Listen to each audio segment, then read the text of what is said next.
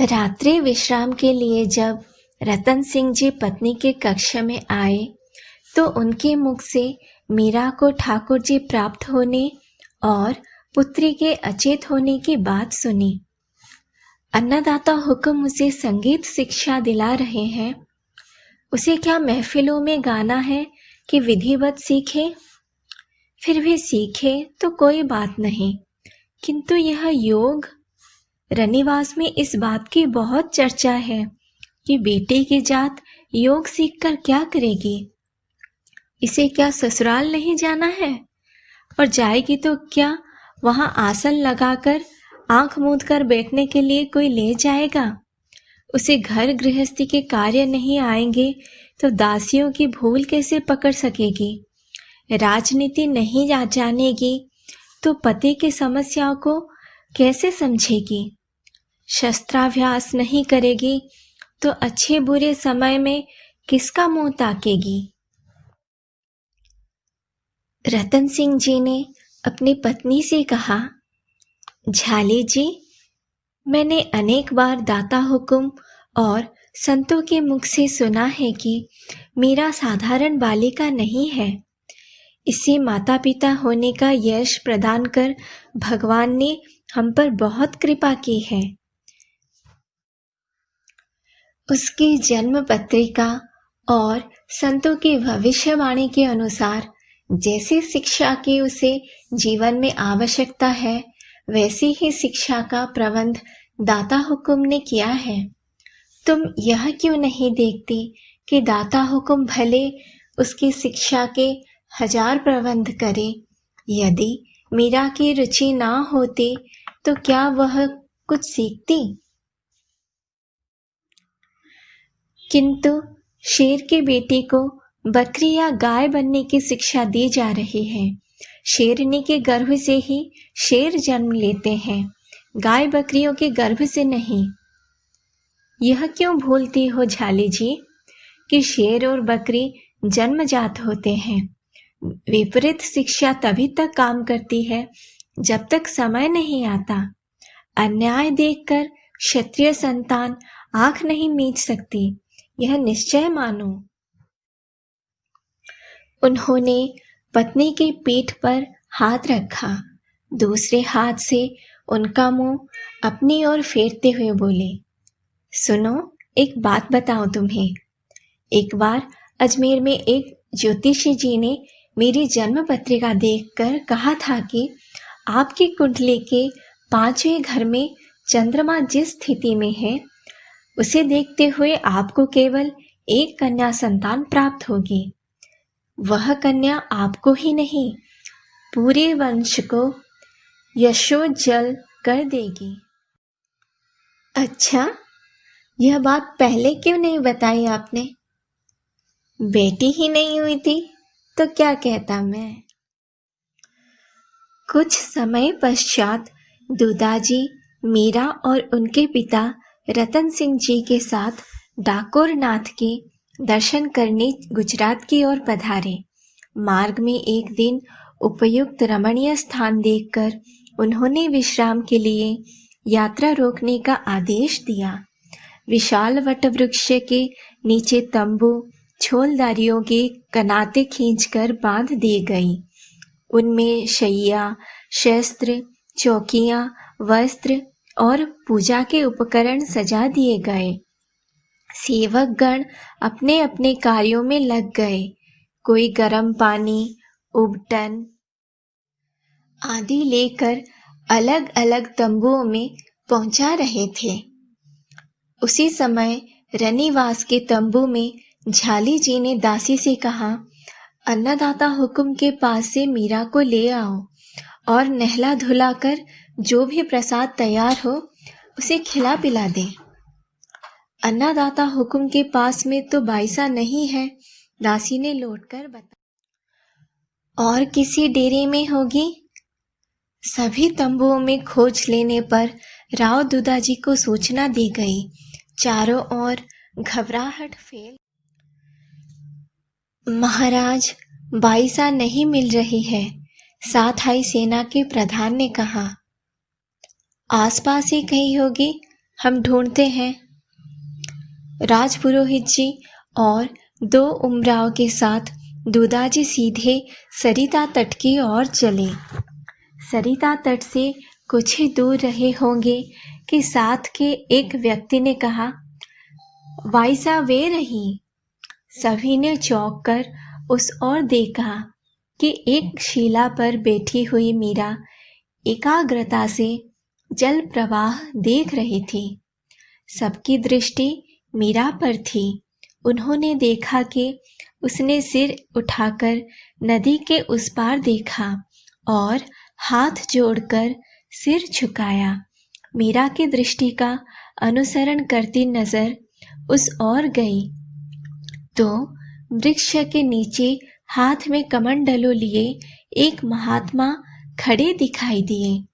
मीरा के प्रणाम करने पर उन्होंने दूसरा हाथ उठाकर आशीर्वाद दिया। दूधाजी आगे बढ़कर मीरा को गोद में उठाया और महात्मा की ओर चल पड़े। नदी अधिक गहरी नहीं थी। उन्होंने उनके समीप जा प्रणाम किया और कुछ दूर बैठ गए। महात्मा पेड़ के नीचे बैठे थे। मीरा के प्रणाम करने पर उन्होंने सिर पर हाथ रखते हुए पूछा, क्या नाम है वत्से? मैं मीरा हूँ महाराज। बहुत सौभाग्यशाली है आप कि ऐसी पौत्री पा सके, संत ने दूधाजी से कहा। संतों की कृपा है महाराज। दूधाजी ने हाथ जोड़ मस्तक झुकाते हुए कहा। दूधाजी ने अपनी यात्रा का उद्देश्य निवेदन करते हुए डेरे पर पधारकर प्रसाद पाने की प्रार्थना की और वह स्वीकृत हुई। भोजन विश्राम के पश्चात पुनः चर्चा से ज्ञात हुआ कि ये संत महाराष्ट्र के प्रसिद्ध योगी श्री निवृत्तिनाथ है। परिचय पाकर दूधाजी हर्षित हुए। उन्होंने सत्संग में भाग लेने के लिए पुनः मीरा को बुलवाया। वह प्रणाम करके दूधाजी के पास बैठ गई। यहाँ आओ बेटी, उन्होंने मीरा को अपने पास बुलाया। क्या देख रही थी नदी के जल में तुम? पूज्य श्री जोशी जी के मुख से सुना है कि भगवान का वर्ण नील कमल अथवा मेघ वर्ण है। आज मुझे जल का वर्ण भी वैसा ही लगा। हाथ में लेकर देखा तो कोई रंग उसमें नहीं दिखाई दिया। जल जितना गहरा उतना ही श्याम। उथला होने पर क्रमशः अपना रंग खोकर वह पात्र के रंग और आकार में ढल जाता है। क्या भगवान भी ऐसे ही है? मीरा की बुद्धि की तीक्ष्णता पर प्रभावित होते हुए संत ने कहा, हाँ पुत्री, भगवान का कोई रंग नहीं है। बहुत गहरे होने से ही ये श्याम लगते हैं और देह रूपी पात्र में उसी के अनुरूप ढल गए लगते हैं, किंतु पात्र और रंग में ढलने पर भी जल जल ही रहता है। वैसे ही नाना रूपों में ढले होने पर भी उनकी भगवत्ता तनिक भी कम नहीं होती। जल के श्याम होने का एक कारण यह भी है बेटी कि उसमें आकाश का प्रतिबिंब दिखाई देता है। तो गहराई कुछ नहीं? मीरा ने पूछा। नहीं बेटी, मुख्य तो वही है, किंतु गगन के प्रतिबिंब को भी नकारा नहीं जा सकता।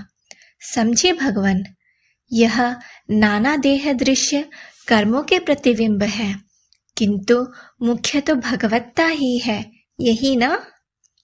संत चकित हो मीरा का मुख निहारने लगे। दूधाजी बोले, एक संत से योगासन भी सीख रही थी यह। इसके गुरु का कहना है कि अष्टांग योग के ज्ञाता से शिक्षा दिलवाई जाए।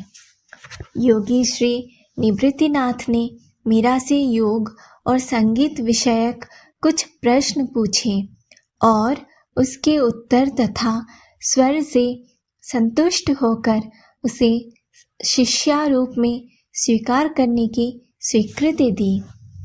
आप अभी डाकोर नाथ के दर्शन करने जा रहे हैं और मैं पुष्कर जा रहा हूँ। यदि आपके लौटने तक मैं पुष्कर रहा तो प्रभु इच्छा से अवश्य ही जो गुरु कृपा से मुझे प्राप्त हुआ है इसे देने का प्रयत्न करूँगा। मीरा ने पूछा, बाबोसा, हम डाकोर जी क्यों जा रहे हैं? भगवान के दर्शन करने बेटी। वहाँ क्या भगवान साक्षात विराजमान है? इसका उत्तर श्री निवृत्तिनाथ जी ने दिया। यूं तो भगवान सर्वत्र है बेटी, किंतु कोई कोई स्थल भगवान के लीला विशेष के कारण अथवा उनके किसी भक्त के सानिध्य से विशेष प्रभावशाली हो जाता है। उनके दर्शन स्पर्श से मन की शुभेच्छा को बल मिलता है। इस प्रकार साधारण जनों के लिए वे तीर्थ हो जाते हैं। मीरा ने जानना चाहा कि डाकोर तीर्थ कैसे हुआ। श्री निवृत्तनाथ जी ने बताया, डाकोर में एक गृहस्थ भक्त रहते थे। उनका नियम था कि प्रत्येक एकादशी को द्वारिका जाकर रात्रि जागरण करते और प्रातः प्रसाद लेकर प्रस्थान करते। प्रभु से भक्त का यह परिश्रम थकान सहा न गया। एक बार जागरण के मध्य उनको झपकी आ गई। उन्होंने देखा कि स्वयं श्री द्वारिकाधीश सम्मुख उपस्थित है। उन्हें लगा प्रभु कह रहे हैं, अब तुम वृद्ध और निर्बल हो गए हो। प्रति एकादशी तुम्हारा यह आना जाना मुझसे सहा नहीं जाता। ऐसा करो, तुम मुझे भी डाकोर ले चलो, हम दोनों साथ ही रहेंगे। ऐसा कहकर प्रभु अंतर्धान हो गए। अचानक हड़बड़ाकर वे जग गए और मन ही मन कहने लगे, यह क्या स्वप्न देखा मैंने? क्या सचमुच ही प्रभु डाकोर पधारना चाहते हैं? आहा, ऐसे भाग्य कहाँ, स्वप्न तो स्वप्न ही होते हैं। मेरे पागल मना असंभव की आशा न जगा। निज मंदिर में जाकर प्रभु के श्री विग्रह को हाथ लगाएगा तू? देख रहा है ना इन पंडे पुजारियों को? तेरी हड्डियों की खैर नहीं रहेगी। फिर कुछ सोचने के बाद वृद्ध ने खुद से कहा, तो प्रभु की आज्ञा का पालन कर। क्या करेंगे ये लोग? मारेंगे पीटेंगे यही ना। प्रभु पधारना चाहते हैं इस दीन सेवक के घर, यही तो मुख्य है। इन्हीं की इच्छा आदेश पूर्ण करने जा रहा हूं मैं, तो क्या होगा? यह तो जिसने आदेश दिया है वह जाने। उन्हें ज्ञात ही न हुआ कि कब वह उठकर मंदिर में गए और कब श्री विग्रह को अंकवारे में भरकर उठा लिया। आनंद के उद्रेक से नेत्रों से बहते पनारे जग को अंधेरा कर रहे थे। अनुमान से चलकर गाड़ी में अपनी फटी कथरी पर प्रभु को सुला दिया। ऊपर से वैसे ही चीथड़े ओढ़ा दिए और बेलों को जुए के नीचे देकर जोत बांध दिए। नथ में बंधी रस्सी का संकेत पाते ही उमंग में भरे बेल घर की ओर दौड़ चले। उधर द्वारिका में पुजारी ने निज मंदिर में प्रवेश किया और उल्टे पांव बाहर भागे। क्षण भर में चारों ओर यह बात फैल गई कि मंदिर में श्री विग्रह नहीं है। सब खोजने में लग गए।